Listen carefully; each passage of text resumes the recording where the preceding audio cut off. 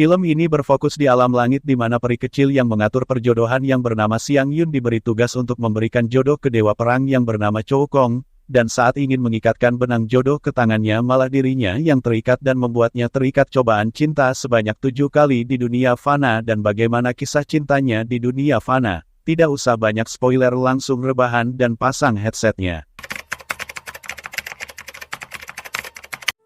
Film ini diawali dengan menjelaskan di mana 6 alam terlahir sesuai kodratnya, namun film ini hanya berfokus kepada dewa yang tinggal di tempat paling terkemuka dari 6 alam itu yang terletak di atas awan berwarna yang juga merupakan pemimpin dari 6 alam saat ini, yaitu alam langit, yang paling berkuasa. Di alam langit merupakan tempat di mana dewa besar dari segala penjuru dan pejabat kumpul dan menjalankan tugas masing-masing, khususnya di pavilion perjodohan yang sangat penting, karena bertanggung jawab atas perjodohan di 6 alam, rasa suka terhadap satu sama lain perlu dibantu dan dewa kecil yang di sini hanya perantara karena setiap hari mengumpulkan doa permintaan jodoh dari setiap penjuru 6 alam dengan menyalinnya di buku doa pernikahan, dan menurut catatan buku doa, pavilion perjodohan menjalinkan benang merah yang tiada duanya untuk semua kekasih di dunia ini. Di alam langit ini dewa kecil yang bertugas untuk menjodohkan semua orang diserahkan kepada dewi yang bernama Xiang Yun. Xiang Yun berhak menentukan jodoh semua orang, dan kalau dia tidak suka dia tidak akan menjodohkannya dan akan memilih pasangan yang menurutnya cocok dengan mengikatnya dengan benang merah. Tiba-tiba Dewa Pelindung Li datang mencarinya dan memberitahu kalau kakek penjodoh menangis lagi dan membuat Xiang Yun terkejut. Kakek penjodoh menangis dan memberitahu mereka kalau dalam 7 hari tidak bisa mencarikan jodoh Dewa Cukong, maka pavilion jodoh akan dibubarkan. Mendengar itu Xiang Yun sedikit marah karena pavilion jodoh memikul harapan kekasih di dunia fana dan beranggapan utusan dari istana mana yang begitu sombong sampai ingin membubarkannya. Xiang Yun yang kesal ingin mematahkan kakinya, namun saat kakek penjodoh menyebut Dewa Hao Xuan, Xiang Yun terkejut dan menyuruh kakek penjodoh untuk lebih pengertian karena dewa begitu sibuk jadi perkataannya terlalu kejam dan menyuruh jangan memasukkannya ke dalam hati.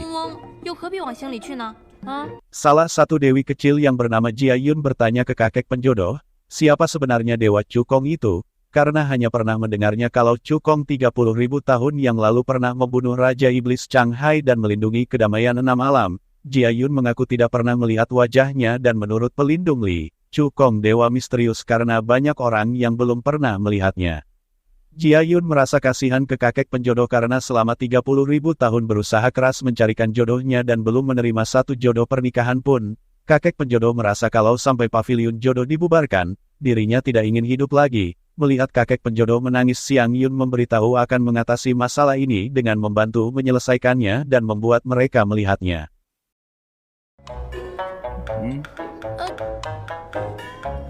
Kakek penjodoh menduga kalau Xiang Yun mempunyai cara. Xiang Yun bingung karena sebenarnya dirinya hanya asal bicara namun melihat temannya menyuruh menganggukkan kepalanya, Xiang Yuan bilang akan mencobanya. Xiang Yun mengumpulkan para dewi-dewi dan menceritakan kisah 30.000 tahun yang lalu di mana Raja Iblis wanita Chang Hai membuat menderita semua makhluk di 6 alam sampai akhirnya pemuda pemberani turun dari langit datang untuk memusnahkannya dan membalikkan kedamaian 6 alam. Kemudian Xiang Yun memberitahu kalau pemuda yang dikatakannya adalah tokoh pria dalam perjodohan hari ini yang paling hebat di dunia ini yaitu Dewa Cukong. Mendengar itu dewi-dewi di sana senang. Xiang Yun memberikan gambarnya kepadanya, namun mereka ragu karena dia tua dan saat Xiang Yun melihatnya, dirinya terkejut karena salah mengambil gambar dan saat memperlihatkannya, mereka senang walaupun hanya melihat punggungnya dan masih terlihat tampan. Xiang Yun memberitahu kalau pria ini memutuskan untuk turun ke dunia fana dan tidak usah meragukannya. Xiang Yun melelangnya dan membuat dewi-dewi kecil di sana langsung menaruh harga untuknya. Xiang Yun merasa senang karena pasti akan kelebihan batu spiritual dan nanti bisa dipakai untuk jalan-jalan dengan mengajak kakek penjodoh dan saudari ke daratan dewa lain. Dan saat Xiang Yun ingin mengumumkan pemenangnya karena tidak ada lagi yang menawar lebih dari 500 batu spiritual, tiba-tiba ada yang menawar 10.000 batu spiritual dan membuat mereka semua terkejut. Ternyata itu adalah putri Laut Timur yang bernama Yingxi. Bahkan dirinya akan menambah batu Nua. Xiang Yun yang melihat batu Nua itu hanya melongo. Setelah melihat batu Nua, Siang Yun memberitahu kalau mulai sekarang Dewa Cukong adalah miliknya dan mereka memberinya selamat.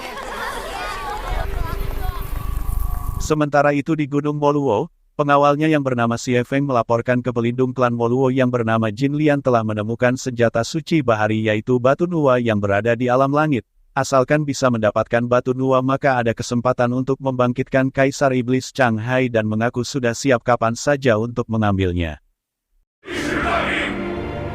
Jin Lian beranggapan kalau alam langit sudah membunuh kaisarnya dan membantai rakyatnya dan menganggap klan Dewa Moluo sebagai bencana bagi 6 alam. Sekarang saatnya roh Dewa Kaisar Iblis Chang Hai kembali. Jin Lian mengaku sudah 30.000 tahun menunggu kesempatan ini. Dewa Pelindung Sun melapor ke Kaisar Langit yang bernama Hao Xuan kalau klan Moluo datang dengan agresif dan takut Dewa Perang sendiri yang harus turun tangan sendiri.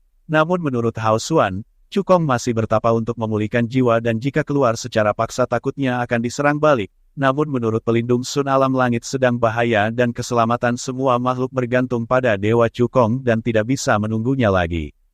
Jin Lian bersama pasukannya menyerang alam langit dan membuat dewa kecil di sana berhamburan pergi. Jin Lian melihat Siang Yun sendirian yang sedang mencari batu Nuwa, kemudian Jin Lian melemparkan pedangnya ke arahnya.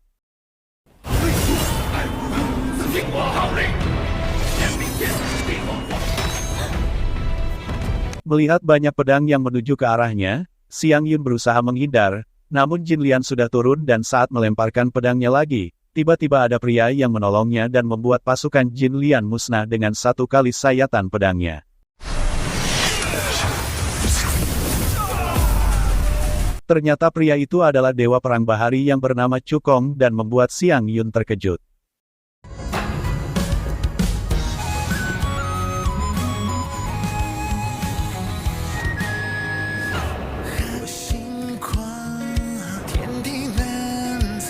Cukong membawa Siang Yun menjauh dan melemparkannya dan langsung menyindir Jin Lian karena dirinya hanya tidur sebentar tapi malah membuat alam langit seramai ini dan menganggapnya bodoh. Jin Lian tidak peduli dan langsung menyerang Cukong dan pertarungan mereka tak dapat dihindarkan.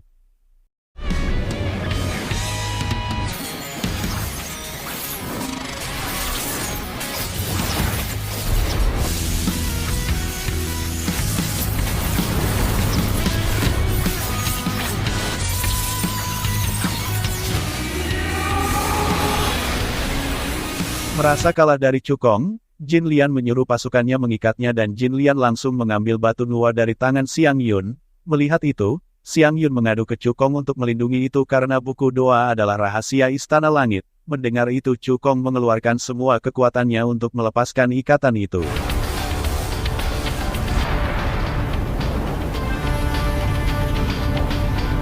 Cukong mengeluarkan kilin emas dan menyerang balik Jin Lian dan membuatnya berdarah. Dan dengan kekuatan penuh Cukong menghempaskan Jin Lian beserta pasukannya keluar dari alam langit. Siang Yun yang melihatnya beranggapan kalau dia adalah Dewa Perang Cukong dan Cukong langsung meninggalkannya. Di tempat perubahan takdir, Dewi Pengubah Nasib melihat kemunculan ramalan dan melihat orakel yang turun dari langit dan di sana tertulis kebangkitan Chang Hai dalam 1000 tahun dan langsung diketahui Kaisar Langit. Menurut Pelindung Sun jika ramalan Departemen Perubahan Takdir tidak salah turun orakel langit, 6 alam mungkin akan mengalami bencana besar dan membuat para dewa di sana panik. Tiba-tiba Cukong muncul dan menyuruh para dewa untuk tidak khawatir karena walaupun Iblis Chang Hai bangkit kembali, dirinya yakin bisa membunuhnya sekali lagi. Kaisar Langit juga memberitahu para dewa kalau di alam langit ada Dewa Cukong kenapa harus khawatir dan takut pada iblis itu dan menyuruh mereka semua bubar. Hao Xuan beranggapan kalau sudah 30.000 tahun menggunakan berbagai cara tapi jiwanya belum sepenuhnya pulih dan dari 81 percobaan, satu-satunya yang tidak ada hanya cobaan cinta, Hao Xuan sudah tahu kalau Cukong selalu menghindari masalah cinta namun saat ini hanya cara ini yang belum dicoba dan sudah memerintahkan paviliun perjodohan untuk mencarikannya jodoh dan membuat Cukong terkejut. Menurut Hao Sun jika berhasil melewatinya mungkin jiwanya akan sepenuhnya pulih. Mendengar itu Cukong berjanji tidak akan membiarkan 6 alam dalam bahaya. Jia Yun menemui Siang Yun dan memberitahunya karena kakek dan pelindung Li mengkhawatirkannya dan Siang Yun mengaku baik-baik saja. Siang Yun bertanya apa benar pria tadi adalah Dewa Cukong dari zaman bahari dan seharusnya usianya 50.000 tahun. Jia Yun memberitahu kalau dewa memiliki sihir awet muda dan sihirnya tidak terbatas. Kemudian Jia Yun bertanya apa benar ingin menjodohkan Dewa Chou Kong dengan Putri Yingxi. Xiang Yun tidak punya pilihan lagi karena kalau tidak paviliun perjodohan akan menghilang dan menyayangkan telah kehilangan batu Noah. Jia Yun menyuruhnya untuk memikirkan tentang perjodohan Dewa Chou Kong karena takut di saat dirinya mendekat. Xiang Yun langsung dibunuhnya. Melihat Xiang Yun tersenyum, Jia Yun menebak kalau Xiang Yun akan menggunakan akal bulus lagi namun Xiang Yun membantahnya dan menyuruh merahasiakannya dan menunggu kabar baik darinya. 我们只需对嗡嗡保密即可。香约，香约， Xiang Yun mencuri senjata suci bahari dan menurut pelindung Li, barang itu paling berharga di paviliun perjodohan dan jika kakek mengetahuinya, dia akan menangis. Mendengar itu Xiang Yun beralasan kalau untuk menghadapi dewa perang bahari, harus menggunakan senjata suci bahari. Penasaran dengan apa yang di dalamnya pelindung Li ingin melihat dan membukanya. Namun tangannya langsung kepanasan dan menjatuhkannya. Pelindung Li mengatakan kalau itu bermasalah dan saat Xiang Yun membukanya terdapat benang merah di dalamnya.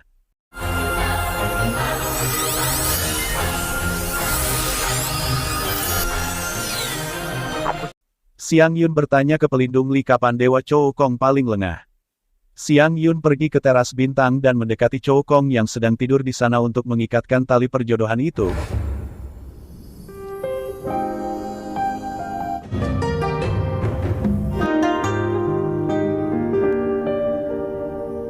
Namun di saat dia ingin menyentuh wajahnya, Chou Kong bangun dan membuat Xiang Yun memohon ampunannya.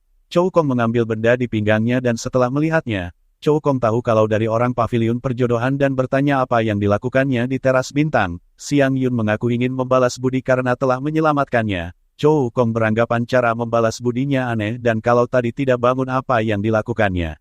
Xiang Yun mengaku hanya ingin mencarikannya jodoh, dan soal menyentuh wajahnya karena menurutnya, wajahnya tidak asing karena teringat seseorang dan membuat Chou Kong terkejut dan langsung mendekatinya dengan memandang wajahnya.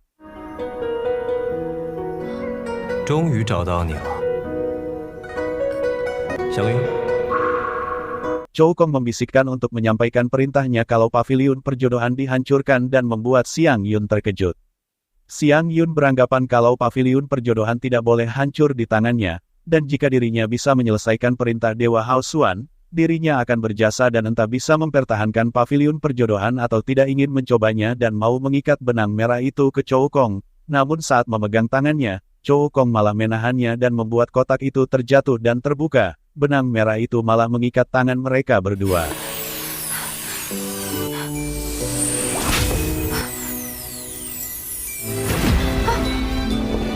Xiang Yun mengaku tidak tahu cara untuk melepaskan benang pemilih jodoh ini. Mendengar itu Chou Kong tahu caranya dengan mengeluarkan pedang. Melihat itu Xiang Yun takut dan bertanya apa ingin memotong tangannya atau tubuhnya. Chou Kong mendekatkan pedangnya dan menyuruh menebaknya.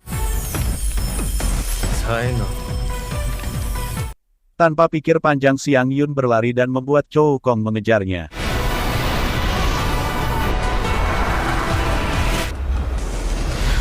Di saat Xiang Yun sudah di paviliun perjodohan, dia mengancam Chou Kong akan melompat ke sumur fana dan tidak akan menemukannya lagi. Namun Chou Kong langsung membaca papannya dan memberitahu kalau sumur fana itu rusak, dan jika jatuh ke dalam alam gaib atau alam hampa, kemungkinan besar akan mati. Chou Kong mendekat dan Xiang Yun menyuruhnya berhenti kalau tidak akan melompat namun Chou Kong menyuruhnya melompat. Xiang Yun menjelaskan kalau kayaknya ada kesalahpahaman di sini. Tiba-tiba Xiang Yun terpeleset dan membuatnya terjatuh ke sumur fana itu tapi benang merah yang terikat kepada mereka berdua membuat Chou Kong juga terseret ke dalam sumur fana itu. Xiang Yun terkejut karena melihat tangannya dipenuhi bulu dan ternyata dirinya menjadi harimau putih yang lucu dan saat melihat ke depan dia lebih terkejut lagi karena Chou Kong berubah menjadi babi hutan dan membuatnya tidak bisa menahan tawa dengan berguling-guling. Melihat itu Chou Kong meninggalkannya. Xiang Yun mengejarnya dan memanggilnya dan berjanji tidak akan menyebarkannya. Chou Kong tidak ingin membiarkan reputasinya tercoreng seumur hidup dan ingin menghilangkan ingatan Xiang Yun dengan memegang kepalanya, namun tidak berhasil. Chou Kong lupa kalau saat menghadapi percobaan akan kehilangan kekuatan dewanya dan meninggalkannya. Xiang Yun berinisiatif untuk menyanjungnya untuk mempertahankan nyawanya. Xiang Yun mencoba mendekatinya namun Chou Kong terus mengusirnya dengan menendangnya. Xiang Yun tetap mengikutinya dan melihat di depan ada lubang dan tanpa pikir panjang mendorong Chou Kong dan membuatnya tergulung di tanah. Chou Kong sangat marah dan akan membuatnya mati mengenaskan, namun saat melihatnya, Xiang Yun jatuh ke dalam lubang dan saat menghampirinya Xiang Yun mengaku kakinya kram. 腿抽筋儿了。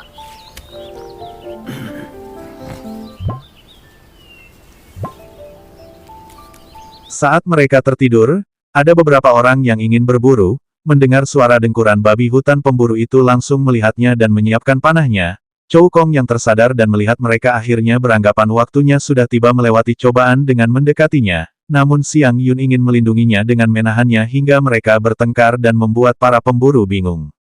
Akhirnya salah satu pemburu melempar batu besar ke arah mereka. Xiang Yun berpikir kalau ini saatnya menunjukkan kesetiaannya dengan menerima batu itu. Xiang Yun beranggapan kalau Chou Kong seharusnya percaya dengan kesetiaannya. Namun Chou Kong beranggapan kalau Xiang Yun bukannya membantu malah mengacau, dan saat dirinya kembali ke alam langit akan diperhitungkan dengannya. Berita tentang melewati cobaan Dewa Chou Kong dengan Dewi kecil sudah terdengar oleh dewi-dewi di sana, namun mereka tidak tahu dengan dewi keluarga mana yang beruntung, dan di saat Xiang Yun kembali, dia langsung menangis dan mengeluh ke kakek penjodoh. 仙君回来了，疼死我了！ Chou Kong juga kembali dan mereka semua memberi salam, kemudian saat melihat Xiang Yun, Chou Kong langsung menghampirinya dan memberitahu kalau mulai sekarang dirinya adalah pasangan melewati cobaannya dan membuat mereka semua terkejut.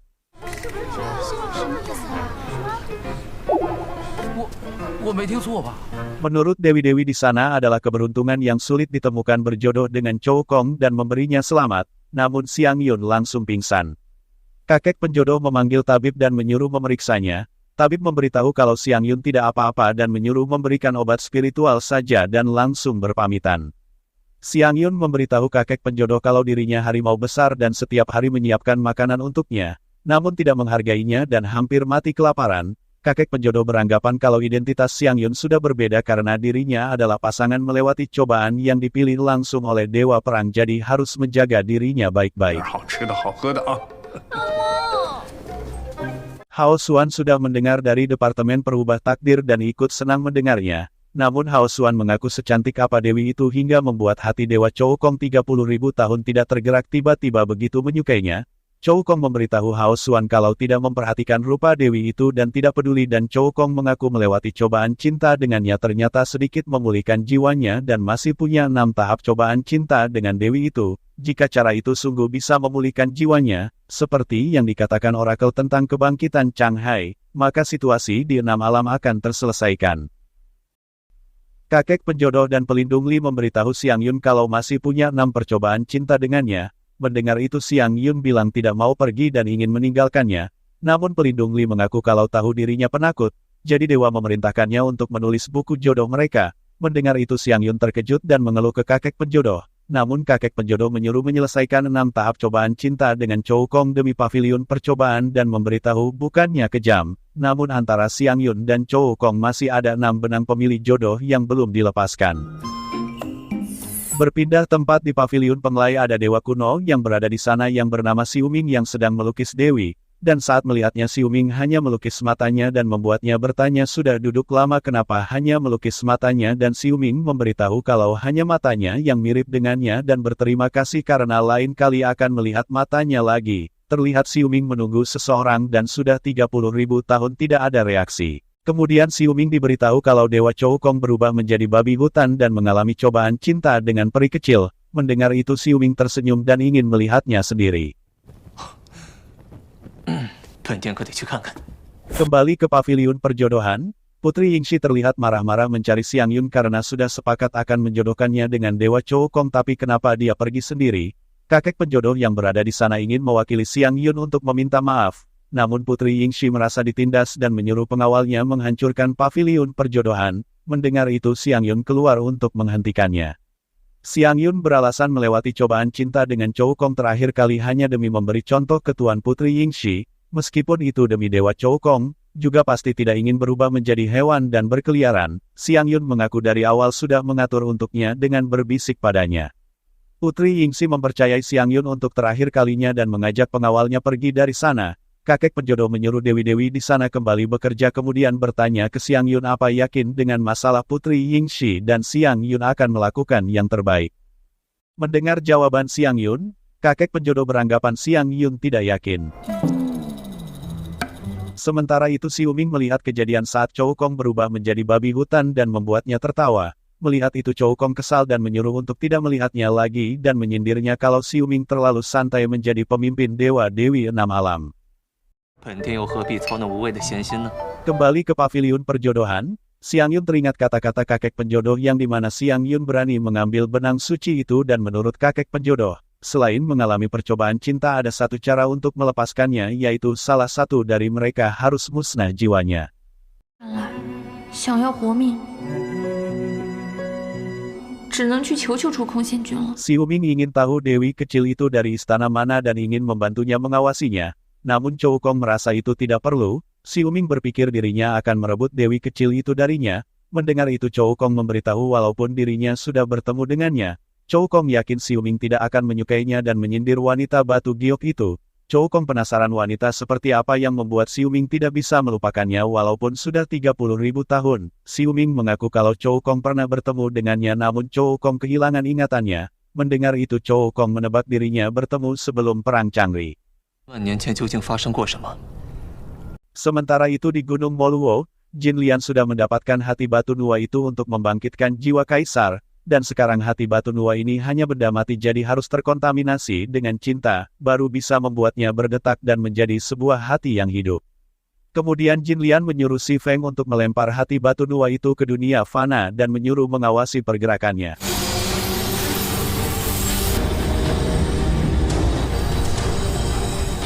Batu nua dilempar dan terjatuh di pohon paviliun Wenrui dan membuat cahaya biru sampai menembus alam langit, dan membuat banyak bunga sakura yang terjatuh.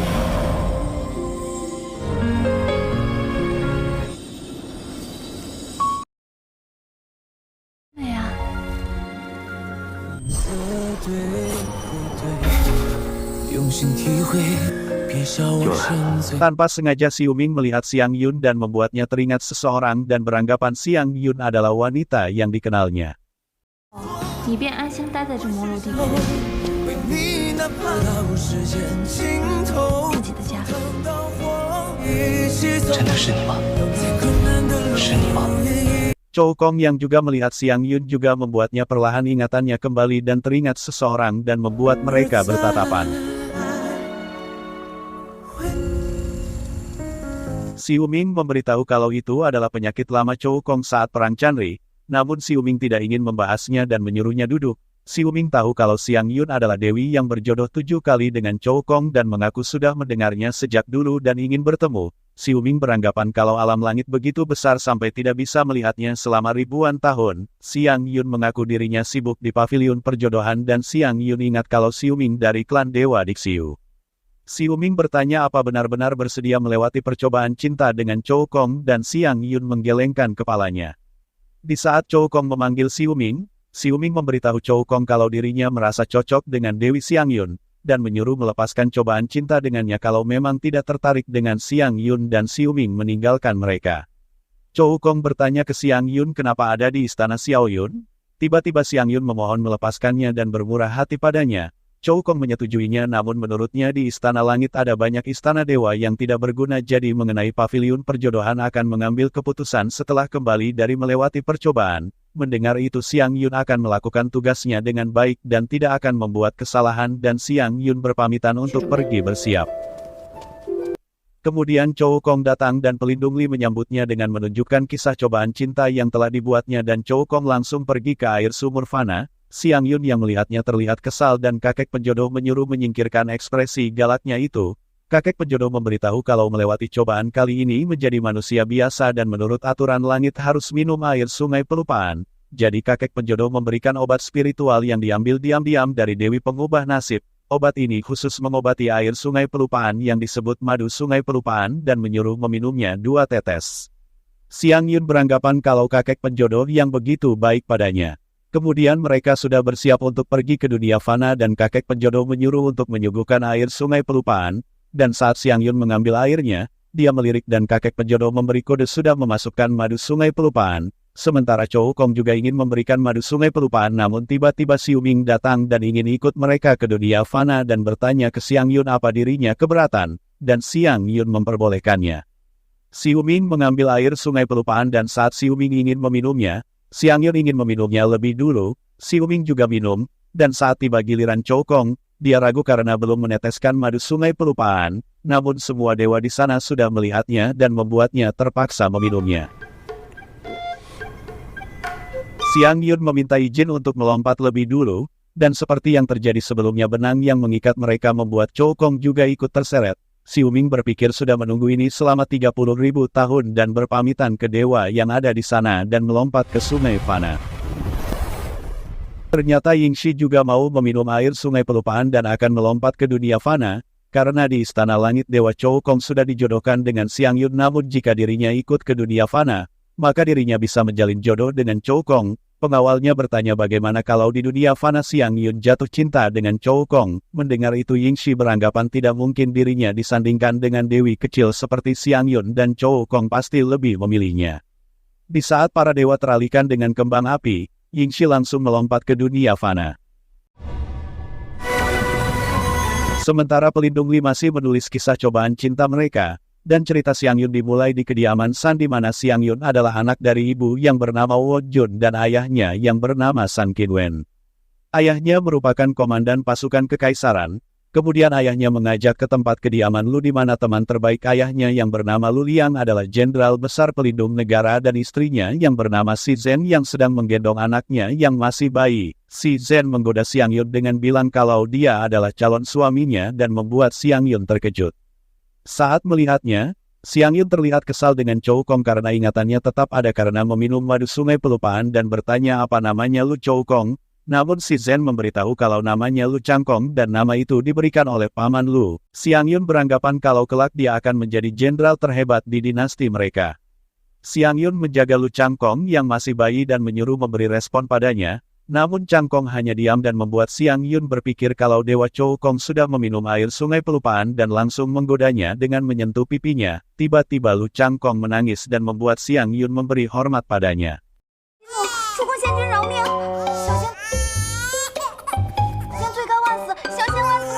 Beberapa tahun kemudian Xiang Yun sudah dewasa dan Lu Changkong yang masih anak-anak sedang menggambar dan memperlihatkan hasilnya ke Xiang Yun. Orang tuanya tidak menyangka waktu berlalu dengan cepat dan anak-anak sudah sebesar ini. San Qinwen mengatakan kalau melihat wajah heroik Lu Changkong, kelak dia akan menjadi jenderal yang berbakat. Namun Si Zhen hanya berharap Lu Changkong aman dan sehat dan menikah dengan istri yang berpendidikan serta lembut dan berbudi luhur. Xiang Yun yang mendengarnya langsung mengingat kata-kata ibunya dan meminta maaf ke Dewa Chow Kong dan langsung mengerjainya. Changkong.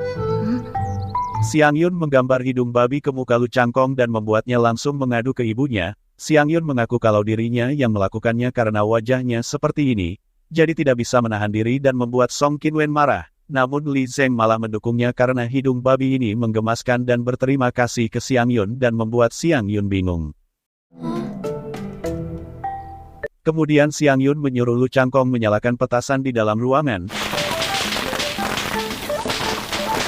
Mendengar suara petasan, Li Zhen mendatanginya dan Lu Changkong keluar dengan rambut berantakan. Saat Li Zhen ingin memarahinya, Xiang Yun mengaku kalau dirinya yang melakukannya dan membuat Li Zhen beranggapan kalau Xiang Yun gadis yang luar biasa, punya keberanian dan strategi, karena sejak kecil sudah meneliti bubuk mesiu dan merupakan teladan tepat untuk Changkong. Mendengar itu Xiang Yuan gagal lagi untuk membuat orang tuanya benci kepadanya. Lu Changkong berlatih pedang dengan ayahnya dan beberapa tahun kemudian Lu Changkong sudah tumbuh menjadi pria dewasa. Di kediaman Lu,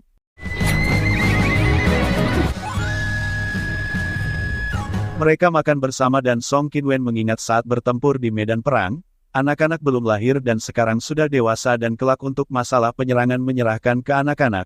Xiang Yun ingin menuangkan air namun airnya kosong dan membuatnya mengisinya dengan arak. Si Zhen terang-terangan mengakui kalau suka sifat Xiang Yun yang alami dan seperti inilah menantu kediaman jenderal. Saat Lu Changkong meminumnya, dia terkejut kalau itu arak dan langsung melihat Xiang Yun. Sementara Song Qinwen mengajak bersulang dengan Lu Liang dan menyuruhnya cepat pulang dengan kemenangan. Lu Changkong mabuk karena banyak minum dengan naik ke atas meja dan Xiang Yun menyuruhnya turun. Kemudian Lu Changkong memberitahu kalau dirinya akan pergi bersama ayahnya ke perbatasan untuk berperang dan tidak tahu kapan akan bertemu lagi dengan Xiang Yun. Kemudian Lu Changkong bersandar di pundaknya dan memberitahu selama pandangan kita melihat bulan di langit, pandangan akan bertemu di atas. Pada saat itu kita masih bisa bersama. Lu Changkong berdiri dan naik ke meja lagi dengan bilang setelah berhasil dalam perang dia berteriak akan menikahi Xiang Yun. Xiang Yun menyuruhnya turun dan Lu Changkong tidur di pundaknya. 2 bulan kemudian Lu Changkong berperang untuk membela negaranya.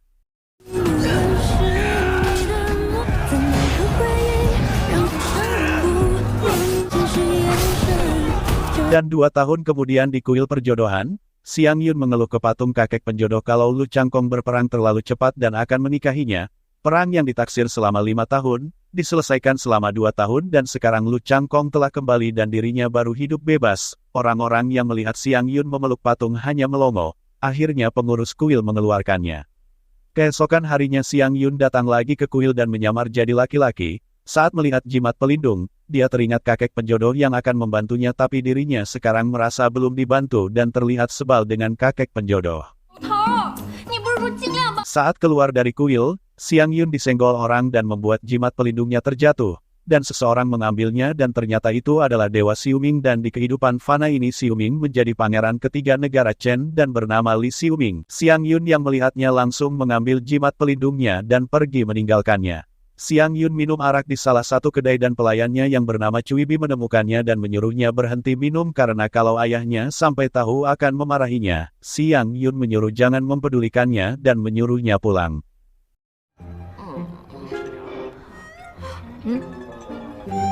Xiang Yun pergi ke rumah judi untuk bertaruh besar dan juga menang. Lawannya beranggapan Xiang Yun curang karena selalu menang dan menyuruh menangkapnya. Melihat itu Xiang Yun langsung kabur dari sana.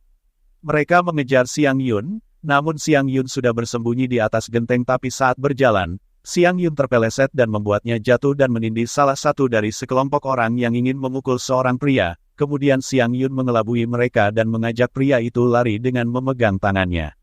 Xiang Yun berhasil bersembunyi dari orang yang mengejar pria itu namun tiba-tiba orang dari rumah judi menemukan Xiang Yun dan saat mau menyerangnya, Xiang Yun menghentikannya. Dan dari arah berlawanan orang yang mengejar pria itu juga datang. Xiang Yun mempunyai ide dan bilang kalau mempunyai pengawal dan berteriak serang. Kedua kelompok itu yang mengira memang benar pengawalnya akhirnya menyerang satu sama lain. Sementara Xiang Yun dan pria itu menghindar.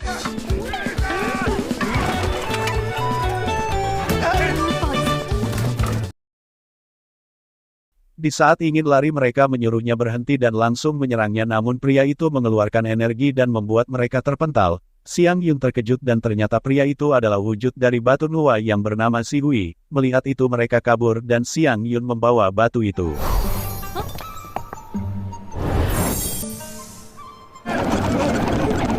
Kemudian Xiang Yun mengetahui kalau Si Hui adalah siluman batu yang ingin menjadi manusia biasa, namun membuat larangan sendiri jika menggunakan ilmu sihir akan berubah menjadi wujud asli untuk sementara waktu.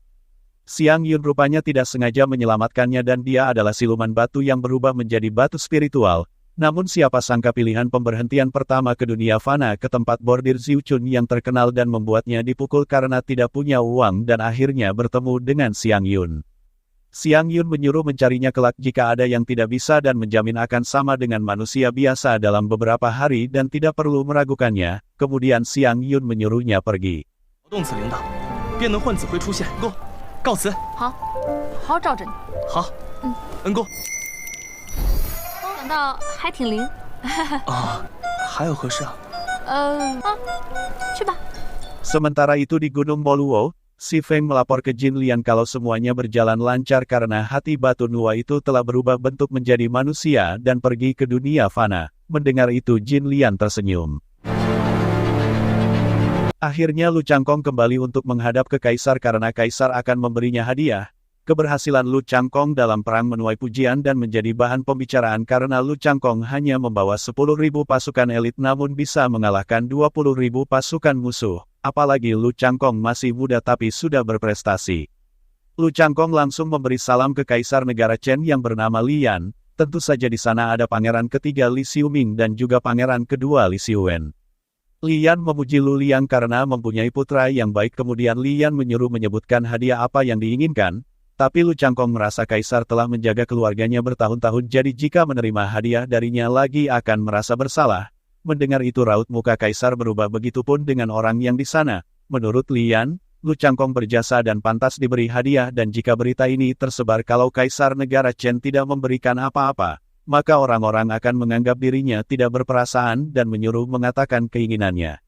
Lu Changkong memberitahu kalau dirinya memang jenderal yang tangguh dan mengaku tidak ingin permintaan lain dan menyebut kalau orang tuanya sudah tua dan ingin menemaninya dengan kembali ke kediaman Lu untuk menemaninya sementara waktu. Mendengar itu Li Yan menyetujui keinginannya, namun ada ketidakpuasan yang terlihat dari raut muka ayahnya. Li Xiuwen berbicara dengan Letnan Jenderal Feng kalau tampang ayah dan anak keluarga Lu bersikap sombong di aula besar tadi, bahkan menolak hadiah. Kemudian Li Xiuwen menyuruh untuk mencari beberapa orang memukuli Lu Changkong dan membuat Li Xiuming yang di belakangnya mendengarnya. Ayahnya terlihat marah dengan Lu Changkong dan saat Lu Changkong ingin menjelaskannya, ayahnya menyuruhnya untuk membicarakannya di rumah.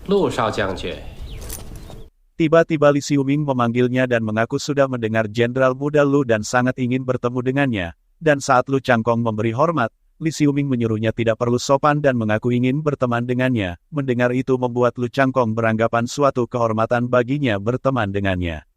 Li Xiuming kemudian ingin mengingatkan sebagai teman kalau di dalam pemerintahan ini, keadaan dapat berubah dan kekuasaan memancing perhatian. Sekarang keluarga Lu sangat berkuasa dan pasti menimbulkan keirian dan kecemburuan, apalagi pasukan keluarga Lu tidak ada di ibu kota dan juga saat keluar Jenderal muda Lu tidak membawa pengawal, jadi Li Xiuming menyuruhnya untuk berhati-hati saat di luar dan menyuruh menghindari tempat yang terpencil dan sepi. Mendengar itu Lu Changkong beranggapan kalau di dalam pemerintahan ini ada yang ingin menyerang keluarga Lu. Li Xiuming cuma berpesan kalau ibu kota tidak sama dengan perbatasan, jadi menyuruhnya berhati-hati dalam segala hal.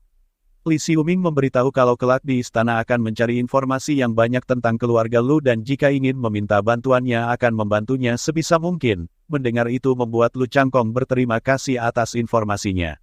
Di kediaman Song, Cui Bi mencari Xiang Yun yang sedang tidur-tiduran dan langsung membangunkannya dengan memberi kode kalau Lu Changkong sudah datang. Melihat itu Xiang Yun langsung panik. Cui Bi mengatakan kalau menyuruh Lu Fang untuk menyampaikannya dan kalau tidak menjawab, suratnya berarti Xiang Yun menyetujuinya. Xiang Yun bingung surat apa yang dimaksud dan Cui Bi memberitahu sejak Lu Changkong pergi ke perbatasan selalu mengirimkan surat 3 hari sekali, namun Xiang Yun tidak pernah membacanya. Xiang Yun langsung melihat surat yang dikirim Lu Changkong dan terkejut karena suratnya banyak sekali.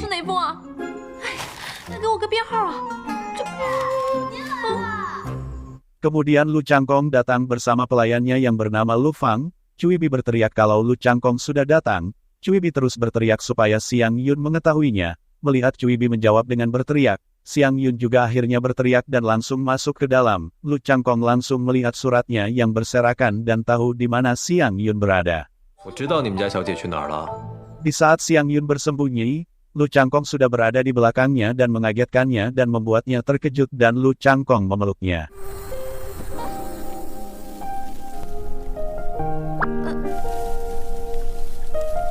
Xiang Yun basa-basi sudah lama tidak bertemu, dan saat Lu Changkong melihat suratnya berada di tangannya, Lu Changkong berpikir kalau Xiang Yun selalu membawa suratnya, namun Xiang Yun mengaku bukan itu maksudnya tapi tiba-tiba Lu Changkong memberitahu kalau sangat merindukannya dan tidak akan pergi lagi karena akan meluangkan waktu untuk menemaninya. Lu Changkong ingin mengajukan pertanyaan sebelumnya yang ditulis di suratnya apa bersedia dan dengan cepat Xiang Yun menjawab tidak bersedia. Mendengar jawabannya, Lu Changkong berpikir masalahnya harus diselesaikan. Xiang Yun bingung dan beralasan kalau belakangan ini otaknya tidak terlalu baik dan menyuruh memberitahu apa yang bersedia dan apa yang tidak bersedia. Lu Changkong langsung memberitahu menunda pernikahan, dan jika tidak bersedia paling cepat adalah bulan depan dan membuat Xiang Yun panik dan langsung bilang bersedia. Menurut Lu Changkong juga bagus karena bisa mempersiapkannya dan paling lambat 1 tahun dan membuat Xiang Yun terkejut. Lu Changkong memberitahu kalau masalah mereka sudah dibahas senior berkali-kali, mereka semua merasa harus menikah, namun Lu Changkong ingin meminta pendapatnya dulu dan tidak disangka Xiang Yun begitu pengertian. Jadi lusa akan membawanya ke komprador kuil. Xiang Yun memberitahu apa tidak ingin mempertimbangkannya lagi karena perjodohan sejak kecil ini tidak bisa diandalkan. Mendengar itu Lu Changkong menepuk dahinya menyuruhnya tenang karena yang penting kita bisa diandalkan dan membuat Xiang Yun tidak bisa bicara dan masuk ke rumah. Li Xiuming melihatnya dari kejauhan dan pelayannya memberitahu kalau nona yang ditemui di kuil perjodohan adalah putri kediaman Song dan sudah ada janji pernikahan dengan Lu Changkong. Mendengar itu Li Xiuming mengajak kembali ke istana. Xiang Yun berada di atas pohon sedang memikirkan tentang pernikahannya dengan Lu Changkong dan ingin membatalkan pernikahan dengan memikirkan caranya. Sementara itu di kediaman Lu Changkong bingung memilih baju yang akan dipakai untuk lusa dan Lu Fang memberitahu kalau tidak berpikir banyak dan merasa baju itu tahan kotor. Mendengar itu Lu Changkong bilang kalau besok bukan menjadi petugas pindah barang. Keesokan harinya Xiang Yun membeli barang yang banyak dan Lu Changkong yang membawanya dan saat Lu Fang ingin membantunya, Xiang Yun melarangnya karena memilih barang dengan cermat jadi tidak ingin dia menyentuhnya. Xiang Yun ingin membeli barang lagi dan membuat Lu Changkong terkejut. Apalagi Xiang Yun memberitahu kalau masih setengah yang dibelinya dengan menunjukkan daftar belanja yang panjang.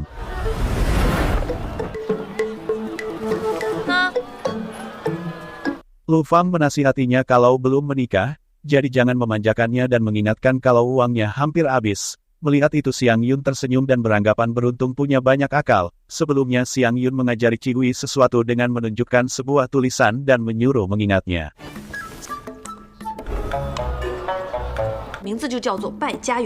Xiang Yun mengaku kalau dirinya sangat boros dan tidak bisa melewati hari-hari yang miskin. Mendengar itu Lu Fang mengingatkan lagi kalau boros seperti ini walaupun mempunyai harta sebanyak apapun akan dihabiskan olehnya. Xiang Yun tersenyum dan yakin kalau Lu Changkong pasti tidak tahan dan pasti akan menyerah. Namun Lu Changkong menitipkan barang ke Lu Fang dan memberitahu kalau tidak menyangka Xiang Yun memikirkan masa depan, karena setelah menikah semua hartanya menyuruh Xiang Yun yang mengaturnya. Mendengar itu Xiang Yun sangat kesal. Di saat Cui Bi ingin mengejarnya, Lu Changkong menyuruhnya untuk pulang dulu bersama Lu Fang dan dirinya yang akan menemaninya. Lu Changkong beranggapan kalau perkataannya ada yang salah. Melihat rencana pertama membatalkan pernikahan gagal, Xiang Yun mencoba rencana kedua di mana di sana Zihui sudah berada di sana menjadi peramal. Xiang Yun langsung mengajak Lu Changkong ke peramal itu. Zihui langsung meramal kalau hubungan mereka tidak bisa diteruskan karena menurut lamaran, mereka pasangan terkutuk dan akan mendapat bencana. Zihui terus mengatakan yang jelek-jelek di hadapan Lu Changkong. Mendengar itu Xiang Yun berpura-pura sedih dan mengajak mengakhiri hubungan. Namun Lu Changkong beranggapan kalau peramal itu penipu dan dengan memegang tangan Xiang Yun, dirinya tetap akan bersamanya apapun yang terjadi. Lu Changkong meyakinkannya kalau memang peramal itu hebat, dia tidak akan membuka kios di sini dan mengajaknya pergi. Xiang Yun mengaku ingin makan paha babi. Mendengar itu Lu Changkong menyuruh menunggunya dan akan membelikannya. Xiang Yun langsung kembali ke Zihui untuk mengatur rencana selanjutnya. Menurut Xiang Yun di samping membatalkan pernikahan harus menemukan orang yang bernama Ying Shi dengan memberi gambarnya ke Zihui dan saat melihatnya, Zihui terlihat bingung dan Xiang Yun memberitahunya mungkin sekarang seumuran dengannya. Zihui seperti kesusahan dan Xiang Yun beralasan kalau ini jalan yang ditempuh untuk menjadi manusia biasa. Lu Changkong bertanya kenapa memilih jalan yang terpencil untuk pulang, dan menurut Xiang Yun apa yang perlu ditakutkan bersama Jenderal Lu yang mengalahkan 20.000 pasukan dengan 1.000 pasukan, Xiang Yun berpikir meragukannya karena lebih percaya pendeta itu. Lu Changkong langsung membantahnya karena kalau memang benar pasangan terkutuk mereka tidak akan bergandengan tangan seperti ini. Tiba-tiba sekelompok orang bertopeng mengepung mereka dari kedua sisi dan membuat Lu Changkong bertanya siapa mereka. Dan mereka bilang hanya ingin membunuh Lu Changkong. Xiang Yun yang merasa kalau itu sudah diatur Zihui berpura-pura ketakutan dengan beranggapan mereka bencana kematian seperti kata pendeta. Lu Changkong menyuruhnya tenang karena ada dirinya jadi jangan takut. Lu Changkong menyarankan mereka pergi agar tidak celaka, namun mereka semua malah maju dan Lu Changkong menghajar mereka semua.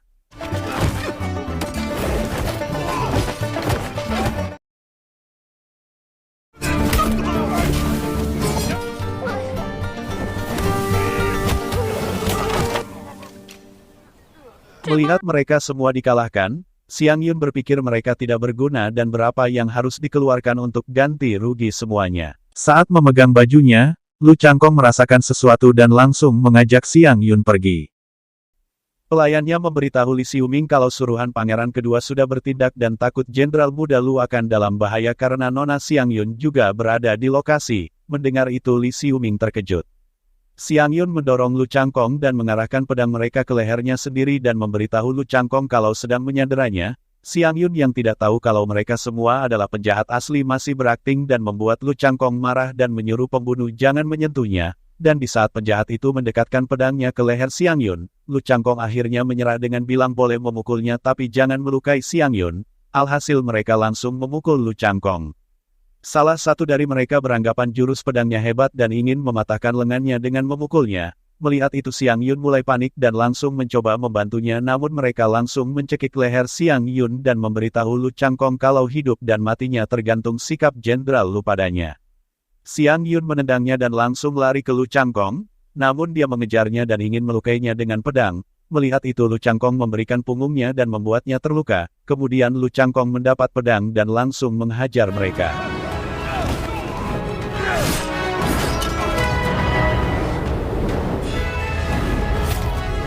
Melihat teman-temannya terbunuh, mereka langsung pergi.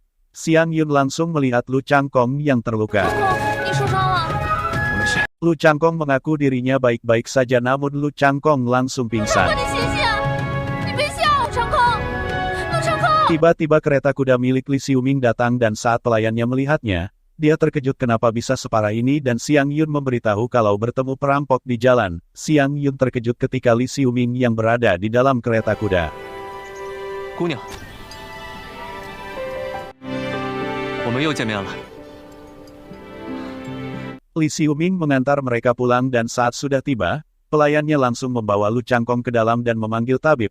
Sementara Xiangyun berterima kasih, Li Xiuming beranggapan kalau Lu Changkong adalah temannya jadi sudah sepantasnya membantunya. Xiangyun berpikir kalau Li Xiuming sudah meminum air sungai pelupaan dan bertanya sedang melihat apa. Li Xiuming mengaku kalau Xiangyun mirip dengan adiknya, dan dia sedang bosan di istana dan memerlukan teman jadi ingin memintanya datang menemaninya jika ada waktu luang. Mendengar itu Xiangyun mau karena sudah menjadi penyelamat dirinya dan juga Lu Changkong, jadi tidak akan menolak jika membutuhkannya dan menyuruh mencarinya. Kemudian Li Xiuming berpamitan pulang. Ayahnya langsung memarahi Xiangyun karena sudah tahu berbahaya tapi masih membawanya ke tempat terpencil dan tidak tahu bagaimana nanti menjelaskannya ke orang tuanya. Xiangyun beralasan kalau juga tidak tahu kalau pembunuh itu sungguhan dan membuat ayahnya ingin menamparnya namun Xiangyun kabur. Tabib memberitahu orang tuanya kalau nyawa Lu Changkong baik-baik saja namun lukanya cukup parah. Sementara itu Xiangyun memarahi Zihui karena nyawanya hampir melayang dan Zihui memberitahu kalau orang yang disuruhnya tidak pergi dan ternyata manusia di dunia fana juga ada orang yang tidak bermoral dan makan gaji buta karena langsung kabur dan menyuruh Xiangyun jangan panik. Mendengar itu Xiangyun langsung marah karena nyawanya hampir melayang tapi masih bilang jangan panik. Xiangyun pergi ke kediaman Lu dan menurutnya lebih baik bersandiwara dulu karena kalau Dewa Chou Kong sampai tahu dirinya meminum madu sungai pelupaan, maka dirinya akan mati mengenaskan. Xiangyun melihat Lu Changkong yang sedang berbaring dan menangisinya. Xiangyun beranggapan kalau tidak ingin hidup kalau sampai Lu Changkong mati. Tiba-tiba Lu Changkong sadar dan mengusap air matanya. Xiangyun meminta maaf dan menyalahkan dirinya sendiri karena jika tidak melewati jalan kecil itu dirinya tidak akan terluka. Sementara itu di alam langit, Pelindung Li dan kakek penjodoh melihat kehidupan Xiangyun dan Dewa Chou Kong di dunia fana dan menurut Pelindung Li, sebentar lagi dirinya akan punya kerabat dari Dewa Perang dan mengajak kakek penjodoh bersulang. Namun kakek penjodoh tahu kalau Xiangyun meminum madu sungai pelupaan jadi apa yang Xiangyun lakukan tidak menganggapnya serius. Kembali ke dunia fana, Xiangyun memberikan batu giok pemberian ibunya yang katanya bisa membuatnya panjang umur. Melihat itu Lu Changkong beranggapan Xiangyun begitu baik padanya. Kemudian Xiangyun melihat tangannya dan meniupnya untuk menghilangkan rasa sakit dan membuat Lu Changkong melihat wajahnya.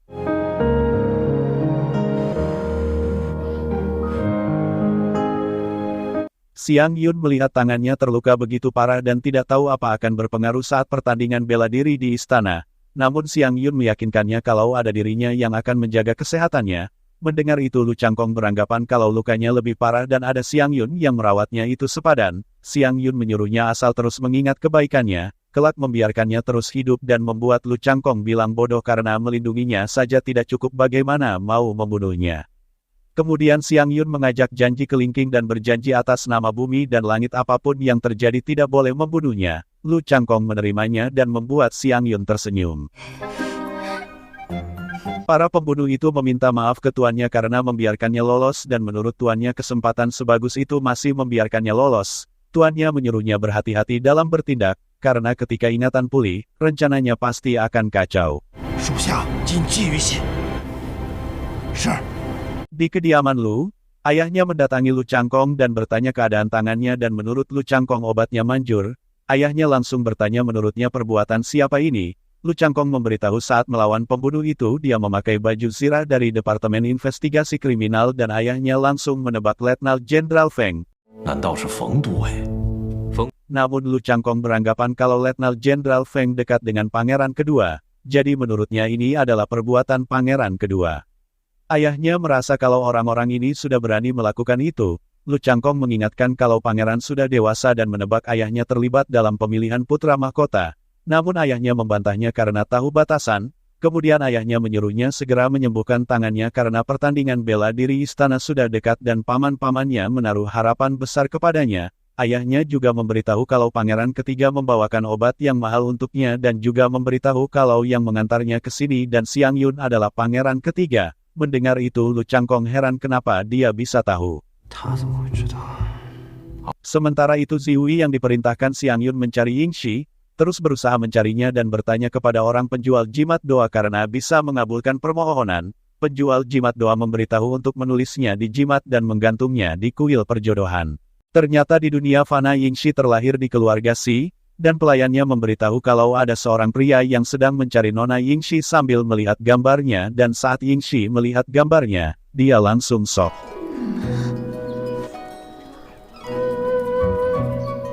Lu Fang memberitahu Lu Changkong kalau Xiang Yun sudah datang dan ingin membuatkan sup untuknya dan saat Lu Changkong ingin menemuinya, Lu Fang melarangnya karena untuk menemuinya setiap hari harus berbaring dulu. Mendengar itu Lu Changkong memukulnya dengan buku karena dirinya berteman dengannya sejak kecil.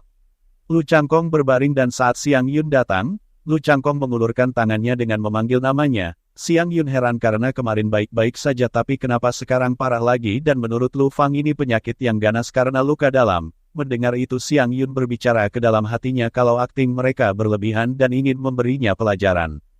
Xiang Yun meminta air dan saat memberikannya ke Lu Changkong, Lu Fang memegang tangannya dan memberitahu Xiang Yun kalau tangan Lu Changkong mati rasa dan harus disuapi. Melihat itu Xiang Yun mengira akting mereka buruk dan langsung mencubit tangan Lu Changkong. Xiang Yun menangis dengan bilang apa benar-benar tidak merasakannya. Lu Changkong menahan sakit dan Xiang Yun mencubitnya lagi dengan kuat. Lu Changkong memberitahu kalau tidak ada rasa. Xiang Yun berpikir kalau Lu Changkong bisa menahannya dan ingin tahu sampai mana berpura-pura dengan mencubit lagi dengan kuat. Lu Changkong menahan rasa sakit dan juga mencubit Lu Fang. Xiang Yun memujinya karena bisa menahannya sejauh ini. Xiang Yun memujinya karena bisa menahannya sejauh ini. Kemudian Li Xiuming datang ingin mencoba memeriksanya. Li Xiuming mengaku kalau mengetahui Lu Changkong sudah lama sakit dan datang ingin menjenguknya. Dia juga memberitahu kalau tubuhnya lemah sejak kecil jadi tahu beberapa pengobatan tradisional dan meminta untuk memeriksanya. Mendengar itu Xiang Yun ingin membiarkan Li Xiuming membongkar kebohongannya. Xiang Yun segera menyuruh untuk memeriksanya dan bilang lagi pula Lu Changkong sudah kehilangan rasa. Li Xiuming langsung duduk di sampingnya dan menyuruhnya jangan sungkan padanya. Kemudian Li Xiuming memegang tangannya, Li Xiuming merabanya dan memutar lengannya. Li Xiuming memberitahu kalau ini langkah pertama dan memutar lengannya lagi dan langsung bertanya bagaimana rasanya. Dan saat Lu Changkong menggerakkan tangannya, Lu Changkong mengaku sudah sembuh. Xiang Yun langsung memuji Li Xiuming dengan mengatakan hebat sekali dan menyuruh Lu Changkong berterima kasih padanya. Sementara itu Zihui sudah menulis kalimat ke jimat doa berharap segera menemukan Yingxi dan menggantungnya di kuil perjodohan. Kebetulan Yingxi juga berada di sana dan saat pelayannya melihatnya, dia langsung memberitahu Yingxi kalau dia orangnya.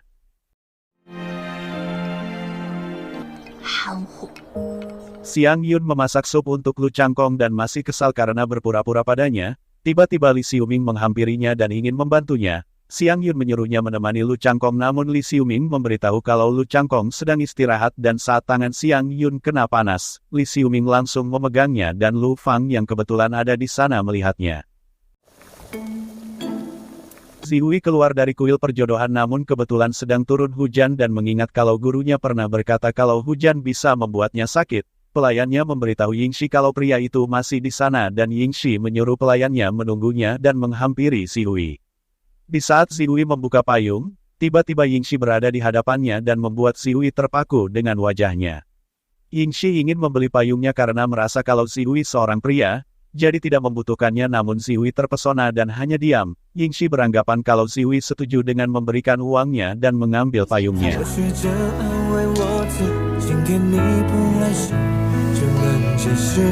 Zihui beranggapan kalau ini yang dinamakan cinta dan membuat batu Nuwa di paviliun Darui tergerak.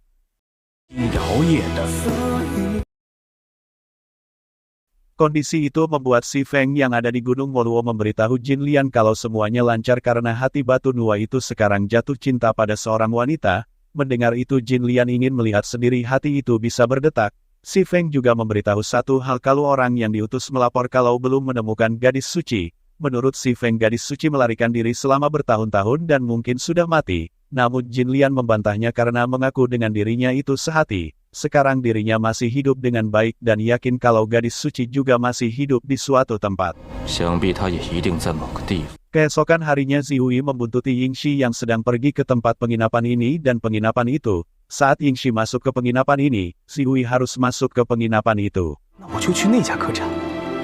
Sementara itu di kediaman Lu Changkong curiga dengan Li Xiuming yang terus-menerus mendekatinya yang menurutnya tidak biasa. Lu Fang beranggapan kalau Li Xiuming menyukai Xiang Yun dan mengaku Li Xiuming sangat tampan dan berbakat. Mendengar itu Lu Changkong memukulnya dengan buku tapi Lu Fang beranggapan Li Xiuming tidak sebaik Lu Changkong yang ada di medan perang. Lu Changkong mengaku kalau tidak bertemu dengan Xiang Yun selama 2 tahun jadi tidak tahu kesukaannya. Lu Fang mendapat bocoran dari Cui Bi kalau Xiang Yun suka membaca buku. Asalkan tahu buku apa yang disuka maka Xiang Yun akan masuk dalam genggamannya.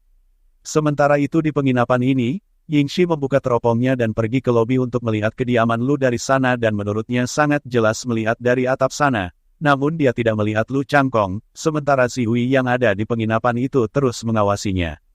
Lu Changkong dan Lu Fang pergi ke kediaman Song untuk bertemu Xiang Yun. Lu Changkong yang melihat Xiang Yun membaca buku ingin mengambilnya namun Xiang Yun menahannya. Xiang Yun menyuruhnya menemani Li Xiuming kalau punya waktu luang tapi Lu Changkong menolaknya. Xiang Yun memohon untuknya. Melihat Lu Changkong diam Xiang Yun meninggalkannya namun Lu Changkong langsung memegang tangannya dan membuat Lu Changkong menyetujuinya apa yang dikatakannya. Lu Changkong mengungkapkan tidak peduli yang dikatakan pasti akan menyetujuinya dan juga menyetujui semua permintaannya.